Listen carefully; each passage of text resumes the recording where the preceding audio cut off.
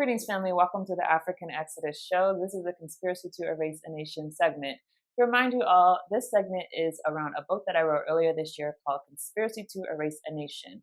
The book is available on Amazon. You can also download a free mini PDF version of the book if you just simply download my Telegram. It is in a pinned comment on the top of the screen. So as I said last week, this particular juncture that we're at is, I think, a more exciting part of the book. That is, wherein we can start identifying certain tribes that you can definitely say these tribes are Hebrew. And it's important to do this because, frankly, the history has been wiped away. The record is completely sponged clean and no one knows exactly where the real Hebrews are. Instead, they have been led to think that the people who are in Palestine, who have been representing themselves to be those people, are the people who say they're from Palestine.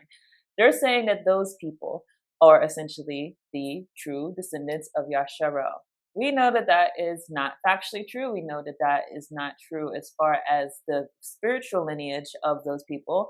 And so it's important for us to do the hard work of research, to actually dig up credible evidence to show who the real children of Yasharel are.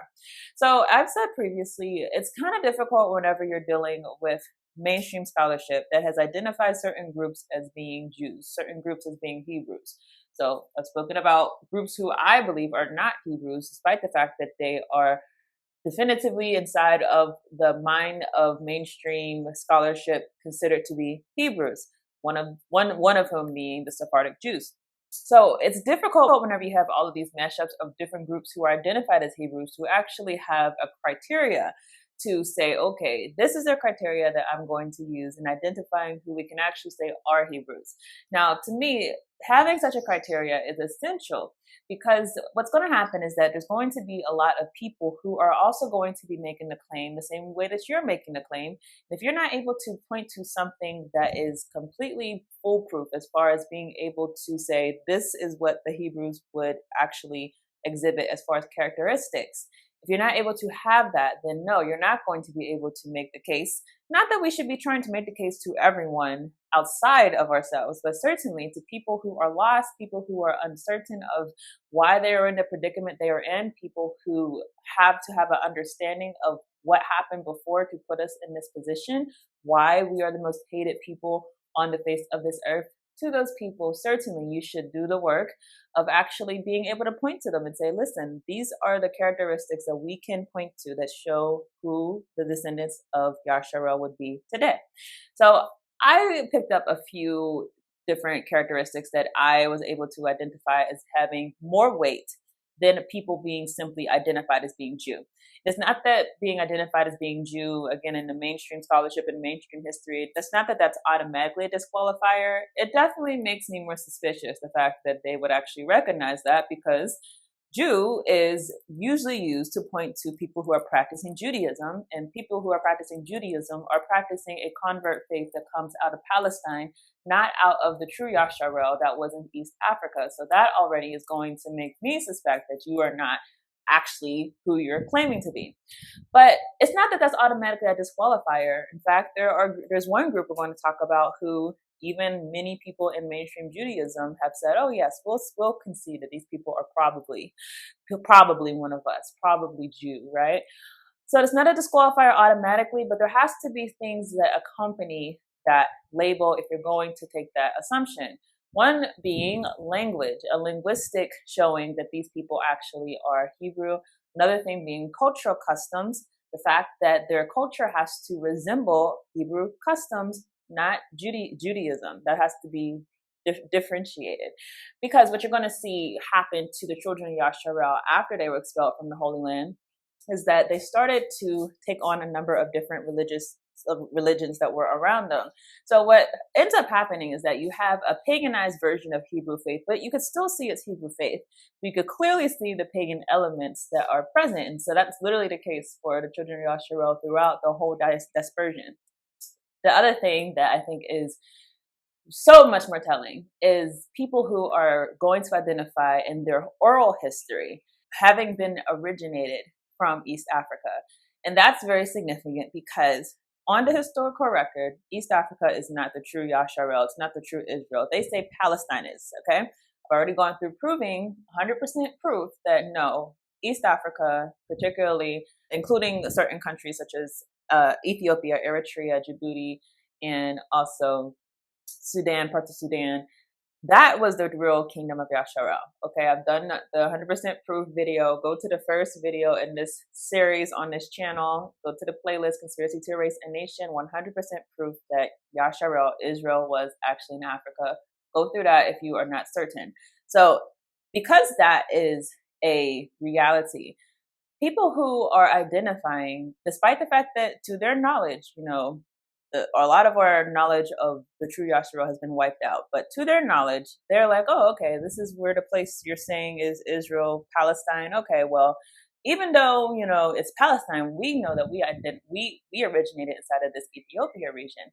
That is very telling whenever that's in the oral history, saying, oh, we know that we're Hebrew, or we have Hebrew custom. We know that we can identify that inside of our bloodline. But even so, we know we come from Ethiopia. That's not coincidental. If they were to say we come from Palestine, now that would be something like, okay, well, that's not the real Yasharel. But when they're saying in their oral history, we originate from Ethiopia, even though we know that we're Hebrews, that's telling you right there they've identified that they are truly one of the children of Yasharel. So let's get started with this. We're specifically going to focus on East Africa and Southern Africa, and I want to emphasize this for this video and also the next video that I do where we're going to talk about West Africa. This is not a all-encompassing list of all people who are Hebrew at all. Like, I believe there's many more tribes that are Hebrew. As I've said in the previous video, we seem to see a relationship between Bantu-speaking tribes and having meshed in with Hebrews and having a lot of the customs of the Hebrews. So we can see that there's a relationship between the Bantu and the Hebrew, definitely. So this is not all the tribes. These are ones, though, that I was able to dig up on the internet, not having the best ability to do in-depth research on every single tribe, obviously. But just through what we can uncover about these people, these are identifying markers of people who are Hebrew. Now, I want to emphasize this because there are a lot of groups who I also think are Hebrew that I was not able to find something through internet sources to substantiate that belief. So one group, particularly the Luba, the Congo, the Umundu tribes, I highly, highly believe that those tribes are probably Hebrew. It's important to emphasize those were among the most targeted tribes of the transatlantic slave trade. And also about 30% of African Americans actually trace our DNA directly to the region of Angola. So a lot of people don't know. They think the slave trade was more focused in West Africa. Angola was actually really the place where a lot of activity was happening, particularly with the Portuguese. So that people, I strongly believe, probably are Hebrew, but I don't have the sources to say it, so I'm not going to say it. Definitely, as I've said before, this is not a one-person effort. If you have that information, definitely provide it. I had a sister share some information about her tribe I'm going to do some digging into. So definitely provide information or share information, because this is a work too big for one person, and definitely one that is worth taking the time to do some digging if you are a continental African, talking to your family and getting some information about your bloodline, getting some information about your oral history, getting some information about your traditions. All of this work is necessary in order to enlighten the people who are lost, still lost inside of the chaos happening in this world of who they are in the eyes of Yah. That being said, we're going to start with the Limba people. So as I said, Limba are accepted for the most part inside of mainstream Judaistic scholarship. I don't know if I made up a word, but inside of mainstream Judaism, they are accepted as being Hebrew descendants. Now, I'm going to push back, though, on the way that they have craftily tried to make this admission. And also note the fact that you notice that they're not being offered the opportunity to repatriate to Palestine. So let's be real. Are they really trying to do a good faith effort of identifying the Limba as being Hebrews? No, and they're not going to do that, particularly as you have more groups who are making definitive claims, such as the Igbo, that they also are Hebrew. They're not going to offer them the same benefits that they partake in whenever they have this revelation of who they are, supposedly. But going back to the Limba, so many of you probably know the Limba, again, they are accepted in many type of circles in Judaism as being Hebrew. There's actually a DNA study that was done. A DNA study I just thought was so asinine. But supposedly, some British researchers had traced the Limba bloodline to the tribe of Levi. That to me is complete BS. I don't believe it. First of all, where did you get the DNA from to test the tribe of Levi? And we know, again, watch the 100% proof that Israel was in Africa. We know that the real Yasharel would have been inside of Africa. So the tribe of Levi would have been inside of West or East Africa.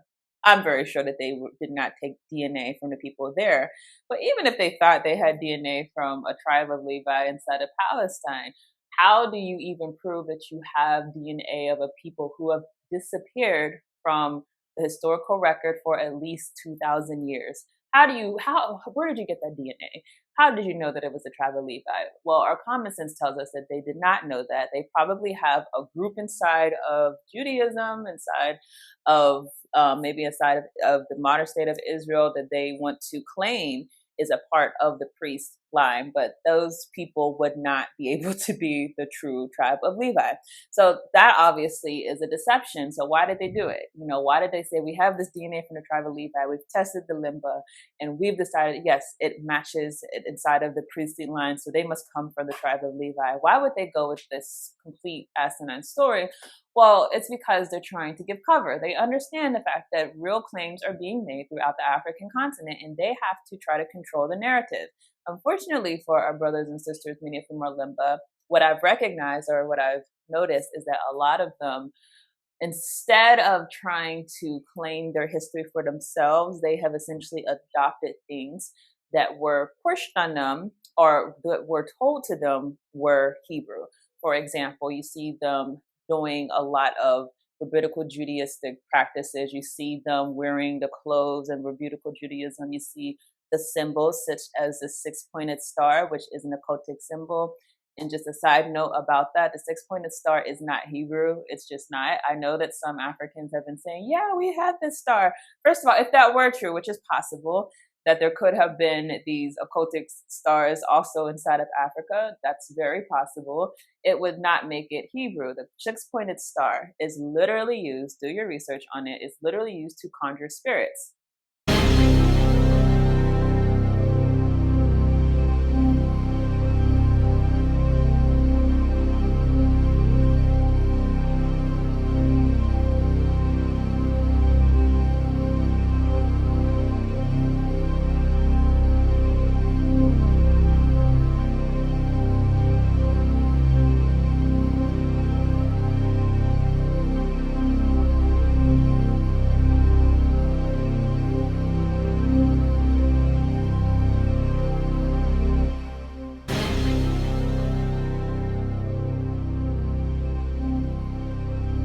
It's also known as the Star of Molech.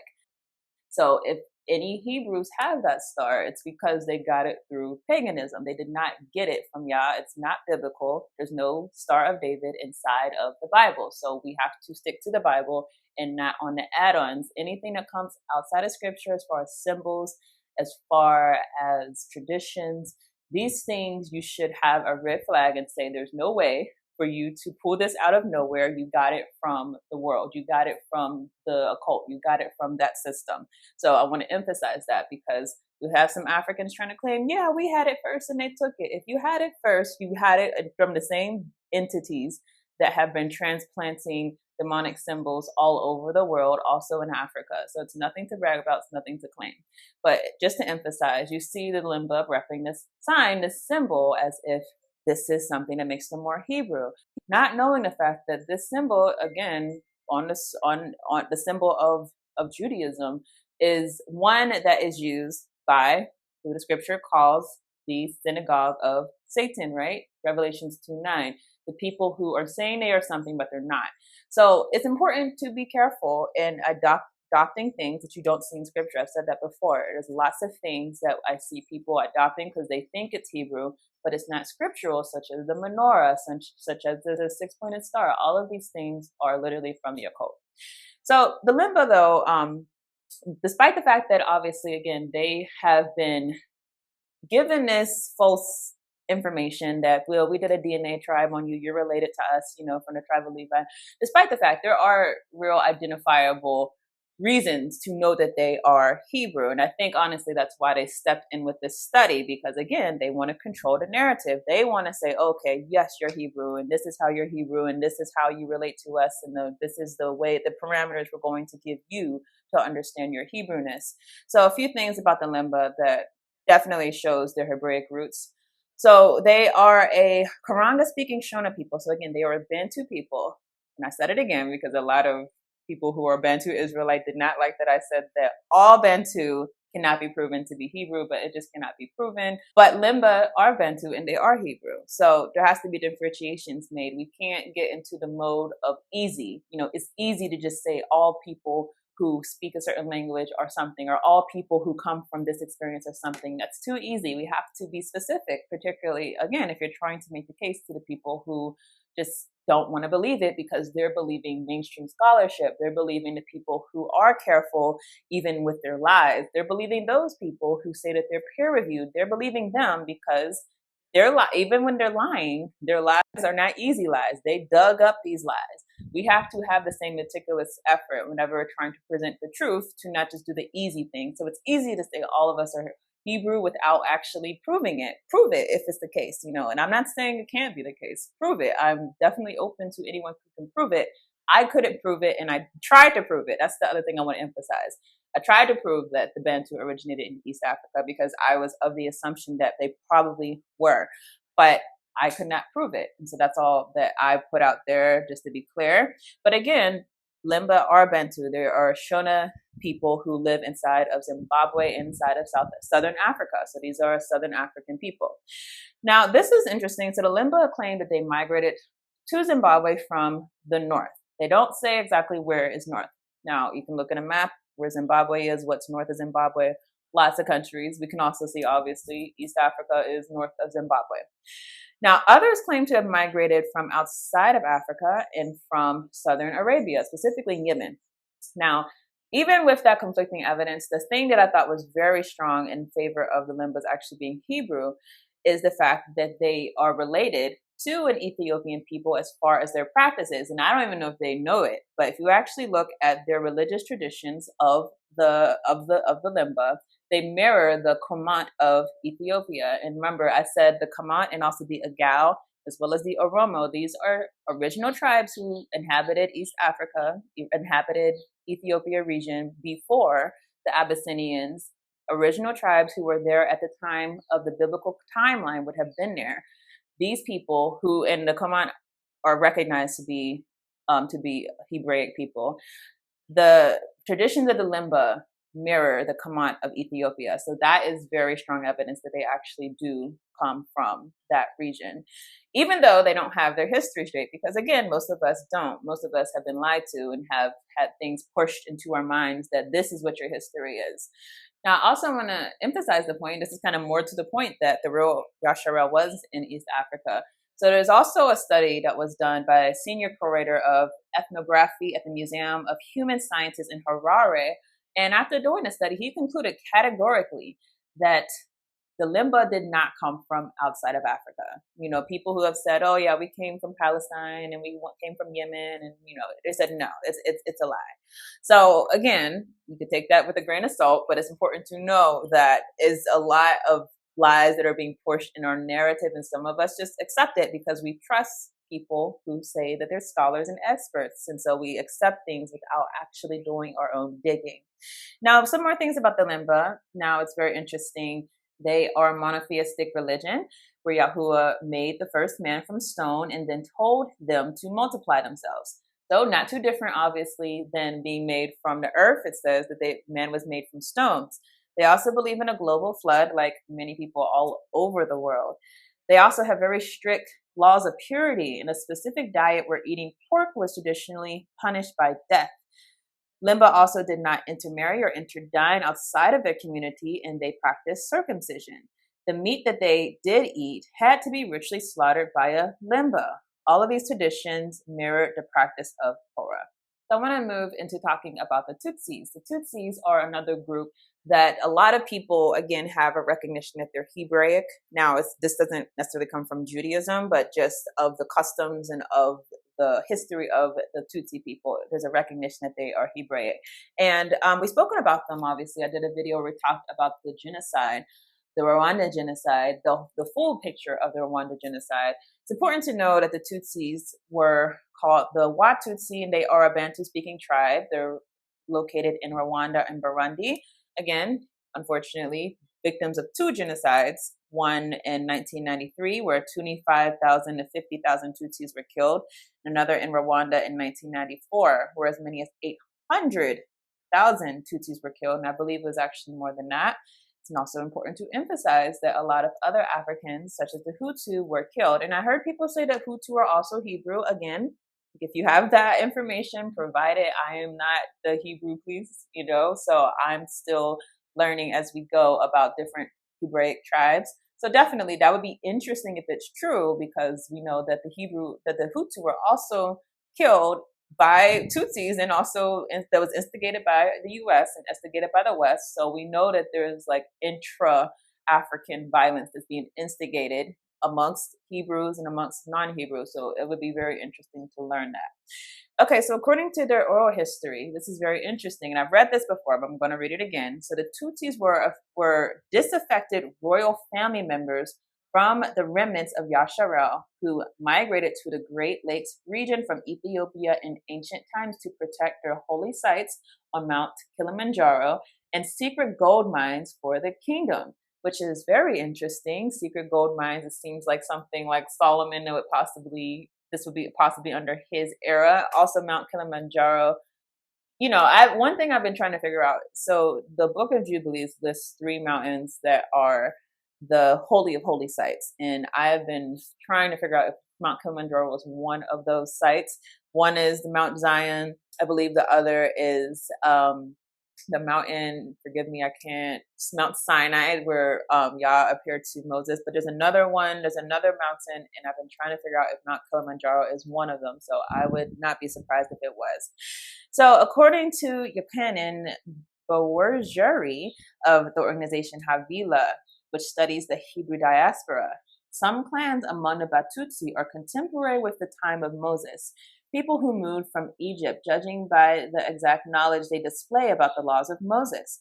Others joined their brothers after the different misfortunes that affected the Israelite people, such as the destruction of the Holy Temple of Jerusalem. The Batutsi Halakha has kept encoded references to these events, such as the annual festival of Sukkot, called Umoganoro, the Festival of Return. The cultural and religious references of Batutsi allude to either the pharaonic monotheism of the 18th dynasty of Egypt or Moses' laws in the Hebraic Torah. The Havila Institute has concentrated its efforts on the description and analysis of the biblical culture as carried by the ancient Batutsi.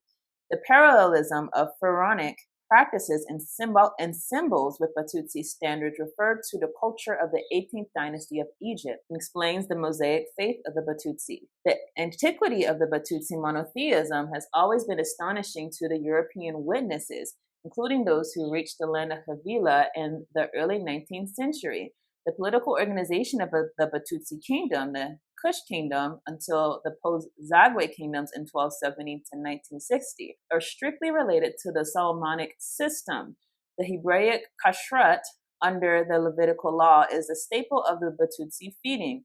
The Batutsi system of law is the exact copy of the Deuteronomic Code, and none can attest that such a system is of recent import. So there's a lot of things here that jump out to me. Again, the culture, unequivocally Hebrew, not just recent Hebrew, ancient Hebrew, going back to Moses, his customs. No one can explain how these people have it. Something else that you'll see, that you also see with the Oromo, that no one can explain their monotheism, and something similar with the Oromo. No one can explain, how did you guys get monotheism that's so strong and so clear, despite the fact that you are inside of a polytheistic world, polytheistic cultures are surrounding you. How did the Oromo come up with monotheism? Very similar with the Batutsi. They can't figure it out. Obviously, the codes, the dietary laws, all of this showing that the Tutsi actually are a Hebraic people. So we're going to go to Two more groups, one more so, but we're going to speak really quickly about the other one. I want to talk about this group in Somalia called the Yabir, or the Ebro of Somalia. This group is interesting because Somalia obviously is a Muslim country. Because of that, this group does not want to rep their Hebrew ancestry. In fact, they try to hide it. So the tribe of Yabir, or Ebro of Somalia, are Muslims religiously, but commonly held in Somali society to be descendant from the Hebrews. The greatest showing of their Hebrew ancestry is their name, Yabir, very similar to the Hebrew word for Hebrew, which is Ibri. Their customs and beliefs reflect First Temple Hebrew practices. Unlike other groups of Hebrew descent who have explored their Hebrew ancestry, the Yabir have largely rejected embracing this identity due to persecution. As detailed in a New York Times article, Somalia's Hebrews see a better day. So this is from the article. It says, the Sultan of the Jews in Somalia is a handsome, silver-haired man named Ahmad Jama Hersi, who does not know the first thing about Judaism. He is a Muslim, as were his ancestors back at least 800 years. But he and his people are treated badly. They're cursed as descendants of Israelites. The name of Yabir are Hebrew. Even our young people, he said, they are ashamed when you ask them what tribe they belong to. They will not say Yabir. This is a sad reality. I've heard this from Muslim people, that the understanding of the Hebrews is that they're a cursed people, which it's true, but I mean, everyone's cursed if you look at it like that, because obviously everyone has things in their bloodline. Everyone has ancestors who entered into covenants. Everyone obviously is a descendant of Adam. So I would not take that to mean that these people should feel shame. Obviously, the curses come with also a lot of blessings, because the prophecies about the Hebrews, the return to the land, return to their identity, they're being accepted. Those who follow Yahusha, them being accepted into the land as being the chosen tribes of Yasharel. This to me far outweighs the knowledge of the curses, because we know that it's going to come to a day where those curses are no longer going to be stagnant over Yasharel, but blessings are going to be what we're known for. So again, it's very sad that they have to deal with that reality. It's also interesting though, because again, going back to the Hebraic practices of paganism, so the Yabir are also known to be ritual specialists with magical powers, which has led to suspicion and resentment against them. Now, very interesting, there's another group that's actually related to the Yabir that's inside of northeast Kenya. They are known as the Ibere, clan of the Rendell in northeast Kenya. They are close cousins of Somalis, and they are also ritual specialists with alleged powerful curses. Obviously, Ibere and Yabir, these two names belong to the same etymological root, so you can see that they too are of that group. So again, not an all-encompassing list, not every single Hebrew inside of East and Southern Africa. There are many more. Definitely look forward to expanding this research, and if any of you have anything to share, I look forward to looking into what you have to share. But for this video, that will conclude the East Africa portion. I hope that you see some similarities, obviously, with the Hebraic influences, the Hebraic language, the Hebraic cultures, the Hebraic practices.